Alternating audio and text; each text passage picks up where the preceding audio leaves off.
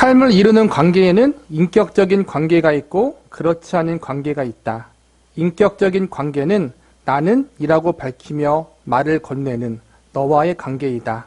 인격적이지 않은 관계는 인격이 없는 객체, 즉 그것과의 관계다. 예를 들어 자동차, 집, 오븐, 컴퓨터 등과의 관계는 인격적인 관계가 아니다.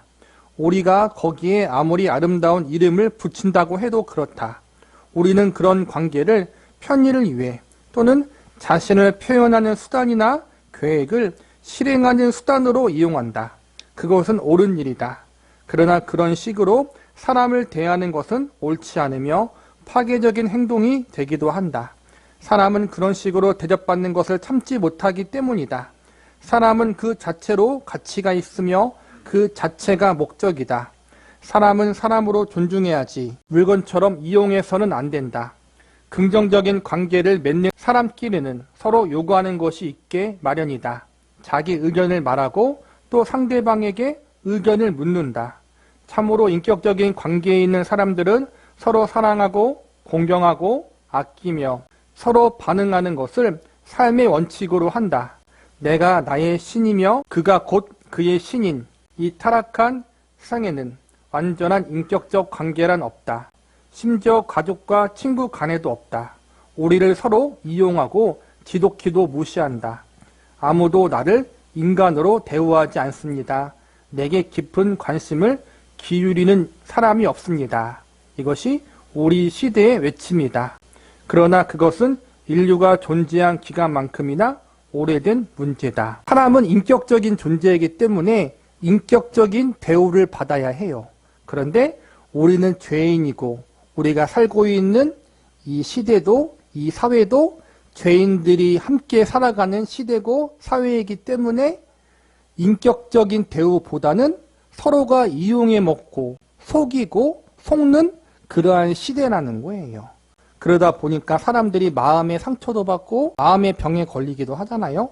우울증에 걸리기도 하고 삶을 비관하고 사회를 비관하기도 하고 많은 사람들이 고독과 외로움을 느껴요. 그러한 시대, 인격적인 존재로 소중한 존재로 창조받은 우리인데 그렇게 서로를 대하지 못하기 때문에 큰 상처를 받고 여러 가지 사회적으로 큰 문제들이 발생하고 있다. 이러한 부분들이 해결되기 위해서는 우리가 어떻게 해야 되는가? 과학적으로 혹은 심리적으로, 상담적으로, 정신적으로 접근해 보지만 답이 없어요. 그렇죠? 더 점점 시대가 악해질 뿐이지 그걸 해결할 수 있는 만능 답이 없다는 거예요.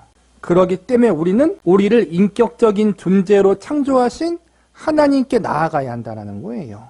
하나님과의 인격적인 관계, 창조주 하나님, 그리스도인의 관계는 처음부터 끝까지 나와 너의 인격적인 관계다. 그리스도인에게 하나님은 일부 사람들이 생각하는 것처럼 우주를 움직이는 심이나 알라딘의 모험에 나오는 램프의 요정 같은 그러한 존재, 즉 무한한 그것이 아니다.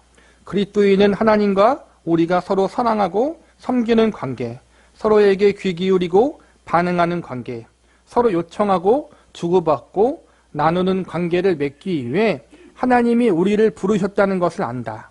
복음서에서 성육신하신 하나님을 보고 들음으로써 선지자와 사도들을 통해 주신 하나님의 초청과 명령과 약속의 말씀에 주목함으로써 그리스도인은 이런 사실을 알게 된다. 또 구약이 2번이나 기록한 십계명에도 이 점이 분명히 드러나 있다. 십계명의 각 조항은 하나님이 사랑하고 구원한 사람들에게 하신 명령이기 때문에 모두 나와 너의 관점으로 되어 있다. 십계명은 인간의 삶을 향한 하나님의 생각을 구체화한 10가지 명령이며 하나님의 은혜로 이미 얻은 구속의 관계를 유지하는 수단으로 주신 것이다. 하나님은 시내산에서 유대인에게 주신 그대로 오늘의 그리스도인들에게도 이 십계명을 주신다.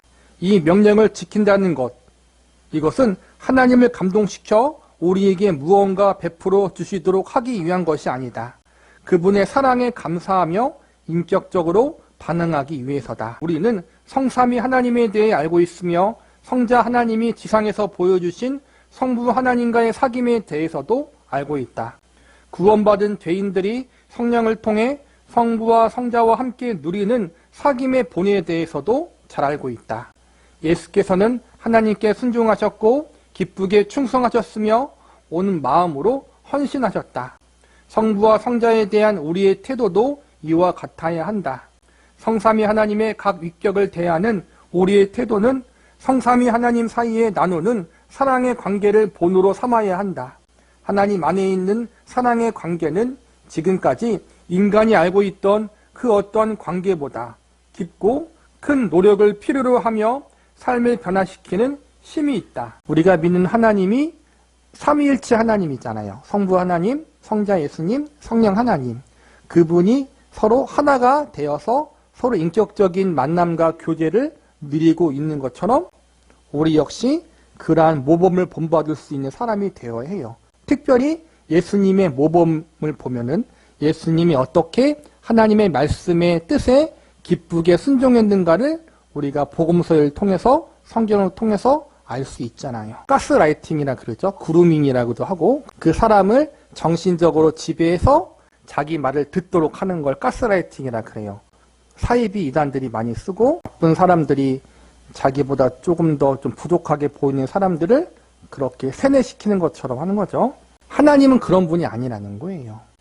우리한테 어떠한 자기의 이익을 얻기 위한 도구로 이용하시는 분이 아니라 오히려 우리를 위해서 그분의 가장 소중한 독생자 예수 그리스도의 생명까지 우리를 구원하고 하나님의 자녀와 백성으로 삼기 위해서 주신 분이 하나님이라는 거예요.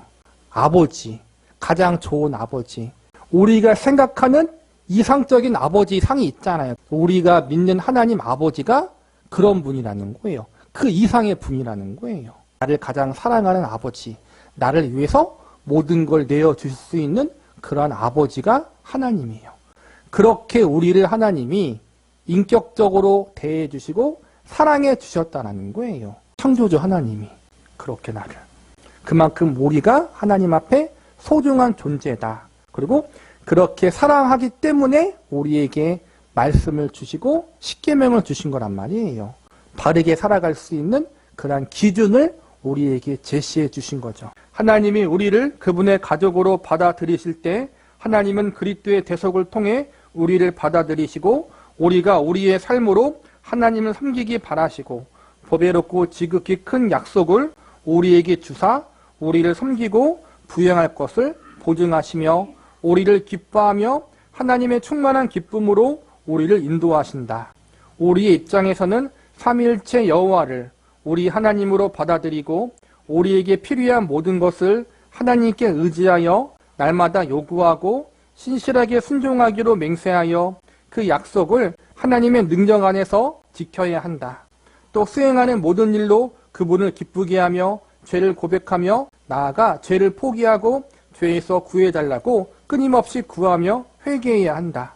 사랑하는 가족의 소원에 마음을 쏟는 것처럼 우리는 주님을 향한 사랑 때문에 주님의 십계명에 마음을 쏟는다. 하나님을 위하여 하나님과 사람을 사랑하는 것이 십계명을 주신 하나님을 온전히 섬겨드리는 일이다. 그분의 사랑에 사랑으로 응답하는 것이 십계명을 지키는 진정한 비결이다. 십계명은 하나님이 우리를 사랑해서 주셨다는 거예요. 하나님의 사랑과 은혜를 입은 자녀와 백성으로 부름받았는데 너희를 불러주신 하나님이 이것을 기뻐하고 이것은 기뻐하지 않는다라는 뜻을 알려주셔야 될 거 아니에요?